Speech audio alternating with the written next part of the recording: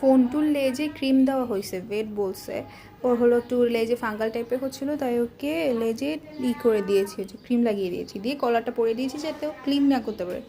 Ashley তাও ঠিক আছে শুকতেছে, সবাই ওকে এরকম আশেপাশ থেকে শুকতেছে, কিন্তু নান্টুর ব্যাপারটা বিলাই, নান্টু বিলাই তোর কাছে আসলে মেরে ফেলবো। ফোনটুর মার ভক্ত ছোটোবেলা থেকে, ফোনটুর মার কাছে চেয়ে যাচ্ছে। আর স্যাসি বিল্লাক তুই কলার জিনিস পরে আর বাজে একটা স্মেল নিয়ে আমার কালের কলজের মধ্যে আসলে তোর আমি মাইরেই ফেলাই দেবো। ও লিটারালি একটু আগে পিট মিট বেকায় দিয়ে পুরো একদম ভয় দেখাচ্ছিল ফোনটুকে, এখন বসে বসে দেখতেছে।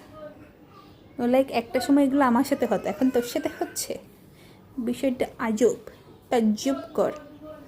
লাইক ফোনটু যাচ্ছে তো আস্তে আস্তে স্যাসির কাছে, স্যাসি কী করবে, স্যাসি একটু আগে ভয় দেখাইছে যদিও, এখন জানি না, স্যাসির চেহারা পুরো কাওড়া হয়ে গেছে,